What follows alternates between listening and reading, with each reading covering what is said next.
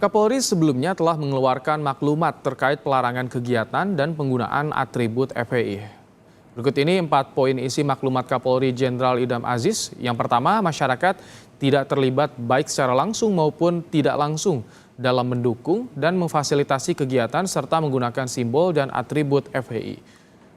Kemudian yang kedua, masyarakat segera melaporkan kepada aparat yang berwenang apabila menemukan kegiatan, simbol, dan atribut FPI, serta tidak melakukan tindakan yang melanggar hukum.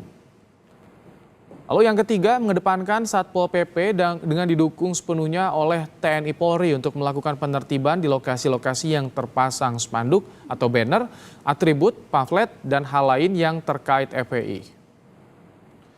Dan yang keempat, masyarakat tidak mengakses, mengunggah, dan menyebarluaskan konten terkait FPI, baik melalui website maupun media sosial.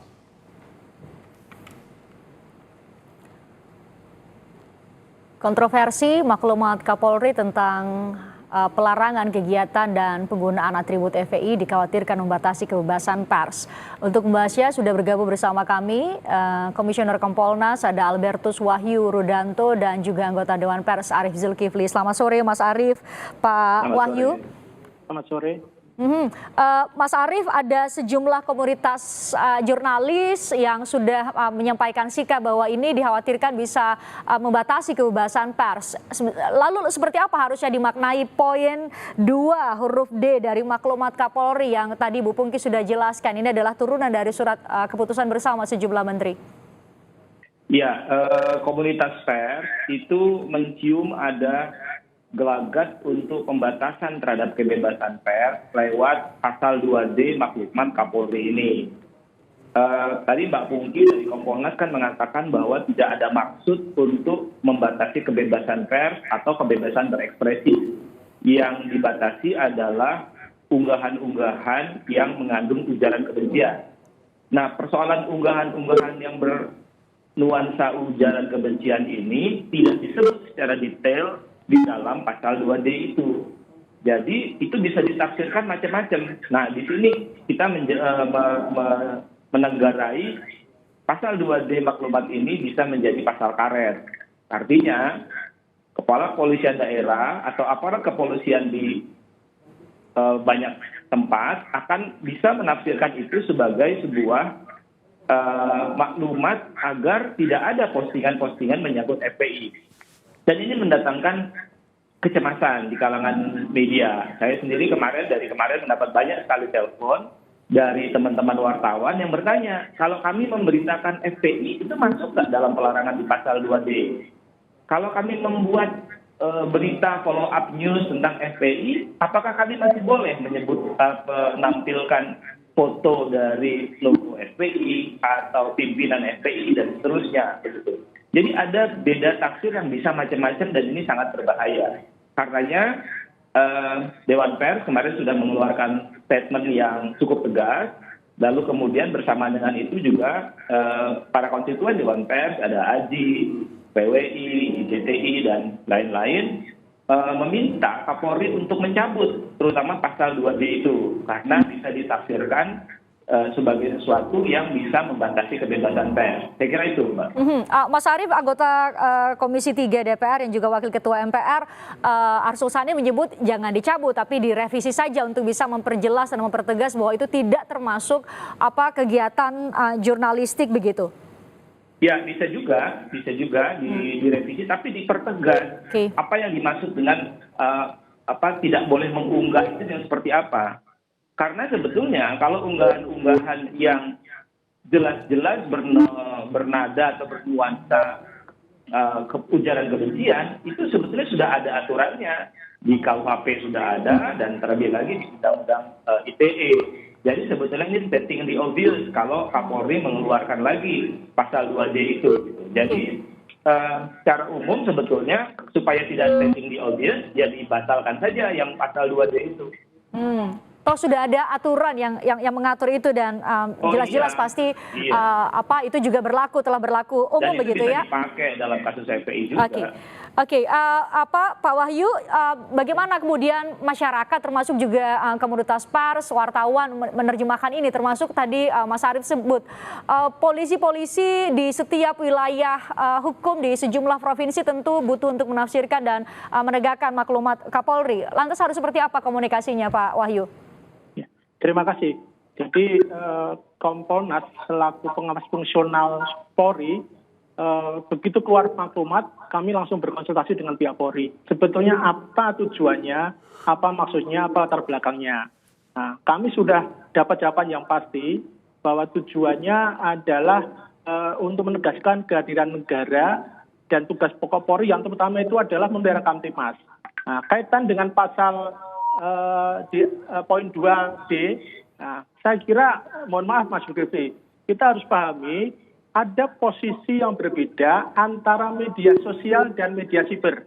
Saya kutip di dalam pedoman pemberitaan media siber yang ditandatangani oleh Dewan Pers dan Komunitas Pers pada tanggal 3 Februari 2012, itu jelas bahwa yang dimaksud media siber adalah media yang memenuhi persyaratan Undang-Undang Pers dan standar perusahaan pers.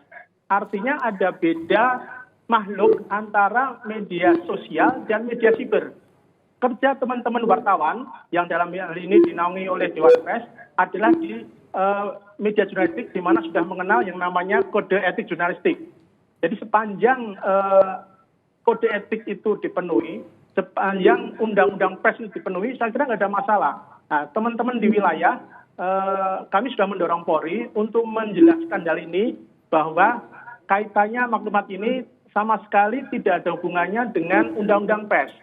Karena teman-teman wartawan yang bekerja, kerja jurnalistik itu dijamin undang-undang. Dan polisi tidak bisa menghentikan di sana, kebebasan itu dijamin undang-undang. Nah, jadi sudah tegas.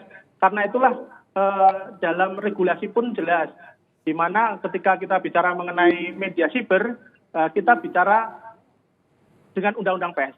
Oke, Mas Arief, kalau tafsirnya demikian, Mas Arief gimana? Begini, ada dua hal ya.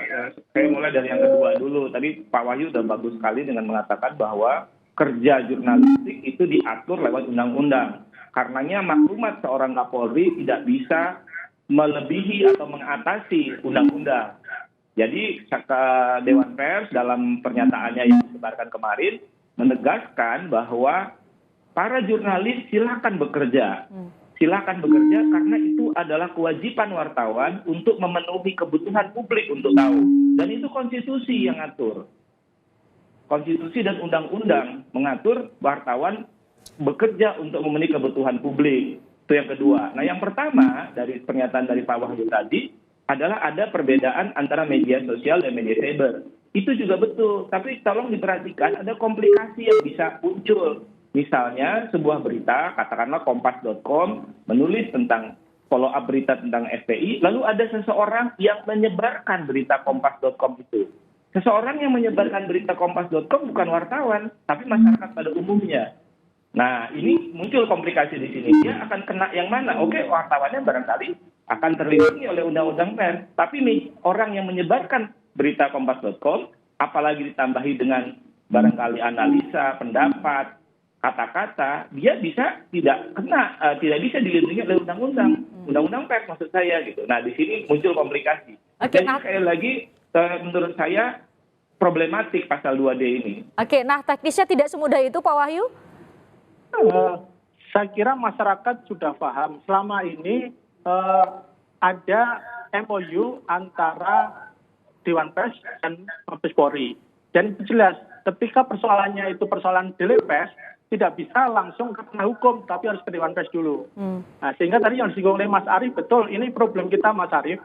Di masyarakat itu kan kadangkala masyarakat itu sudah sebagai wartawan, yang dimana kategorinya bukan kategori wartawan menurut Dewan Pers, tapi wartawan dalam tanda petik. Nah, ini problem kita memang, dan inilah tugas nanti teman-teman di wilayah, terutama kalau kita lihat di dalam maklumat itu kan ada jelas di mana perintah Kapolri kepada jajarannya untuk bagaimana menegaskan kebijakan yang sudah disepakati melalui SKP ini. Nah, jadi tolong tidak dicampur baurkan antara kebebasan pers dan kebebasan berpendapat. Ketika kita bicara soal kebebasan pers, itu jelas hukumnya, jelas ada aturannya, jelas ada kode etiknya. Tapi ketika bicara kebebasan berpendapat, saya kira tidak bisa kebebasan itu absolut. Ada aturan-aturannya, tidak boleh mengadu domba, tidak boleh menimbulkan perpecahan, tidak boleh membuat penyebaran sara. Ini saya kira sudah jelas batasnya. Oke. Sehingga ya. Pak Wahyu, tadi poin dari Mas Arief belum ada jawab tadi. Bagaimana kalau ada masyarakat yang mengunggah atau menyebarluaskan berita yang merupakan produk jurnalistik dan memakai kacamata poin 2 huruf D ini? Itu bakal seperti apa terjemahannya nanti bagi para petugas atau aparat kepolisian di lapangan? Sepanjang kutipan dari media siber itu tidak ditambahi, tidak dikurangi, tidak diolah dengan kepentingan tertentu, saya kira nggak ada problem. Jika kita misalkan tadi contohkan ngutip dari Kompas.com, ketika kutipan itu memang kutipan yang benar, nggak ada masalah. Karena memang salah satu sifat dari media siber kan dia bisa menyebar dengan jaringan internet. Tetapi ketika kemudian di sana ada bumbu-bumbu yang tujuannya mengadu domba, ada berita bohong, menimbulkan keterlibatan umum, memprovokasi, itu yang kemudian undang-undang ITE yang menjerat, bukan undang-undang pers. Jadi sudah jelas saya kira batasnya. Mas Arief butuh petunjuk teknis dong kalau gitu bagi penyidik atau polisi-polisi yang di tingkatan terendah begitu di Polsek yang kemudian harus sesuai dengan tafsir Pak Wahyu tadi. Saya senang sekali kalau Kapolda, Kapolres, Kapolsek dan seluruh jajaran kepolisian itu berpikir seperti Pak Wahyu. Itu bagus sekali kalau mereka bisa seperti itu. Tapi saya ragu karena terutama di tempat-tempat yang jauh mereka butuh petunjuk teknis dan bisa memberi tafsir sendiri, begitu. Tadi dikatakan ada soal MOU dan sebagainya. Ya betul, itu adalah urusannya kalau dia produk pers. Nah, yang jadi persoalan adalah saya katakan tadi kalau ada orang men-share, membagikan satu berita yang produk pers tadi dengan tambahan macam-macam. Sebetulnya saya kan sudah bilang bahwa kalau dia memberi ujaran kebencian, ditambah kata-kata yang barangkali tidak patut, itu bisa dikenakan pasal-pasal yang lain di luar Undang-Undang 40 atau Undang-Undang pers. Gitu. Jadi saya ulangi bahwa maklumat ini stating the obvious atau memastikan sesuatu yang sudah pasti, gitu. Malah bisa berdampak buruk, yaitu penafsiran yang berbeda dari aparat kepolisian di berbagai tempat. Oke, berpotensi untuk beda tafsir, memicu kontroversi. Lantas apa yang seharusnya dilakukan? Direvisi, dihapus saja atau seperti apa? Nanti kita akan berbincangkan selanjutnya, saudara, di Kompas Petang.